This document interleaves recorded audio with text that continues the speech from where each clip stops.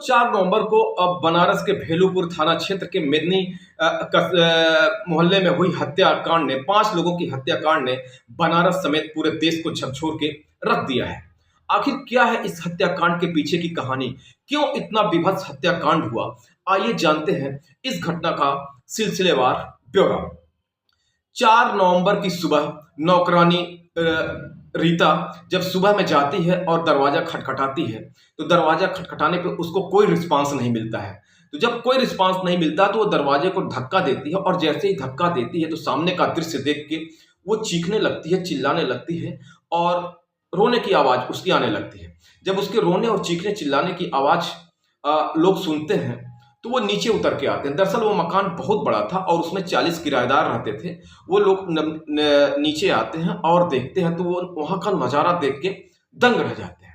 दरअसल वो देखते हैं कि जो मकान की मालकिन नीतू गुप्ता है, उनकी डेड बॉडी नीचे पड़ी हुई है। जब वो दूसरे कमरे में जाते हैं तो जो बड़ा बेटा नमनेंद्र था, 24 साल का, जो बेंगलुरु में सॉफ्टवेयर इंजीनियर था, उसकी डेड बॉडी पड़ी हुई थी। और बेटी गौरांगी जो 17 साल की थी, वो भी अपने बिस्तर पे खून से लथपथ, उसको 2 गोली मारी गई थी, वो भी पड़ा हुआ था। और छोटा बेटा सौभ्रेंद्र जो 16 साल का था, शायद उसने भागने का प्रयास किया था लेकिन बाथरूम तक जाते जाते वो गिर गया। उसके भी सर में गोली, सीने पे गोली, और भागने के दौरान कुछ इधर उधर छिटके हुए छर्रे भी उसके पीठ पे लगे हुए थे।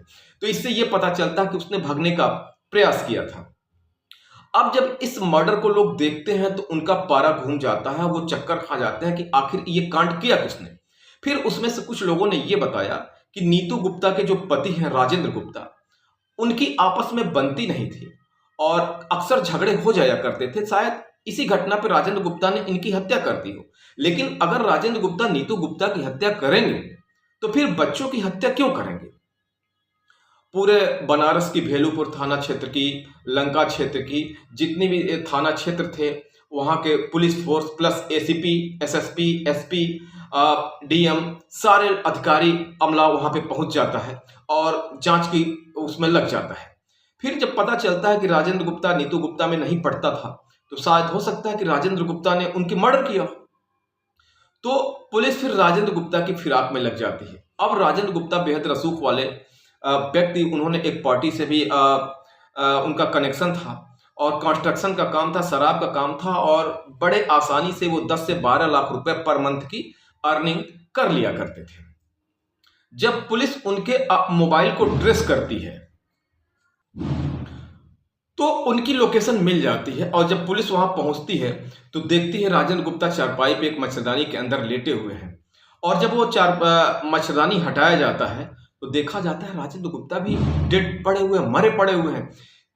एक गोली उनके सीने पे मारी गई है, एक गोली उनके माथे पे मारी गई है।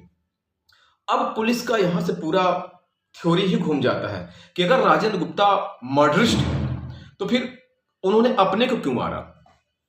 फिर ये कहानी 28 साल पीछे यानी फ्लैशबैक में चली जाती। अब आपको इस एंगल को समझना होगा, तब शायद ये मर्डर मिस्ट्री की कुछ गुत्थी सुलझ पाए। दरअसल 28 साल पहले भी इस घर में 5 मर्डर हुए थे। राजेंद्र गुप्ता के पिता का नाम लक्ष्मी नारायण गुप्ता, और लक्ष्मी नारायण गुप्ता के 3 बेटे। पहला बेटा राजा, लेकिन राजा जो है दिमागी रूप से अस्वस्थ है। और दूसरा बेटा कृष्णा गुप्ता, तीसरा बेटा राजेंद्र गुप्ता। राजेंद्र गुप्ता ने 28 साल पहले अपने पिता से कहा, पिता उस समय उनका रिक्शे का कारोबार करते थे और करीब 200 रिक्शे उनके शहर में चला करते थे। उन्हें ये बिजनेस समझ में नहीं आता था। उन्होंने अपने पिता से कहा कि पिताजी आप प्रॉपर्टी का बंटवारा कर दीजिए, मैं अलग बिजनेस करूंगा। लेकिन लक्ष्मी नारायण गुप्ता ने कहा कि मेरे जीते जी संपत्ति में बंटवारा नहीं होगा, मेरे मरने के बाद ही होगा। इस पे जो कृष्णा गुप्ता थे, दूसरे नंबर के बेटे थे, उन्होंने अपने पिता का पूरा सपोर्ट किया। शायद यह बात राजेंद्र गुप्ता को बहुत ही नागवार गुजरी और उन्होंने आवेश में आके कृष्णा गुप्ता और उनकी पत्नी की हत्या कर दी। कृष्णा गुप्ता और उनकी पत्नी के 3 बच्चे, 2 बेटे और 1 बेटी। अब लक्ष्मी नारायण गुप्ता इस हत्याकांड से इतने गुस्से में आ जाते हैं कि अपने बेटे राजेंद्र गुप्ता के खिलाफ ही वो जाके थाने में एफआईआर कराते हैं और ये भी कहते हैं कि अब मेरे बेटे से ही मेरे जान को खतरा है। पुलिस आती है, राजेंद्र गुप्ता को अरेस्ट कर ले जाती है, उनको जेल होता है। लेकिन राजेंद्र गुप्ता ने अपने मां को बहुत अच्छे तरीके से कन्विंस कर लिया था। शायद इस केस को बहुत अच्छे तरीके से नहीं लड़ा गया, तो 6 साल में ही राजेंद्र गुप्ता फिर बाहर आ जाते हैं। अब इस बात को आप याद करिएगा कि कृष्णा गुप्ता और उनकी पत्नी जिनकी हत्या राजेंद्र गुप्ता ने की थी, उनके 3 बच्चे, 2 बेटे और 1 बेटियां। अब 28 साल बाद यानी 4 नवंबर को राजेंद्र गुप्ता, नीतू गुप्ता और उनके 3 बच्चों की हत्या हो जाती है। और राजेंद्र गुप्ता चूंकि गुप्ता परिवार से बिलोंग करते थे, इनकी पत्नी नीतू गुप्ता ब्राह्मण परिवार से बिलोंग करती थी। इनकी आपस में लव मैरिज शादी हुई थी, लेकिन जब ये शादी हो जाती है तो चूंकि वो ब्राह्मण परिवार से थी, उनका जो मायका वहां से छोड़ के किनारे चला जाता है। खैर, ये अनदर स्टोरी है।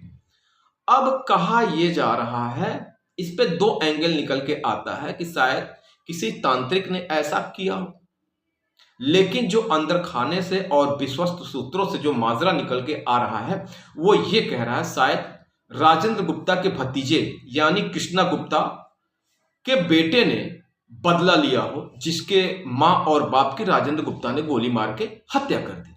दोस्तों, इस एंगल पे आपका क्या कहना है? राजेंद्र गुप्ता क्या अपने परिवार का हत्यारा है, या राजेंद्र गुप्ता समेत उनके पूरी फैमिली की हत्या उनके भतीजे ने करी है? इस बात पे अपनी राय जरूर दें। जैसे ही कोई नया अपडेट आएगा इस हत्याकांड पे, मैं आपके सामने प्रस्तुत कर दूंगा।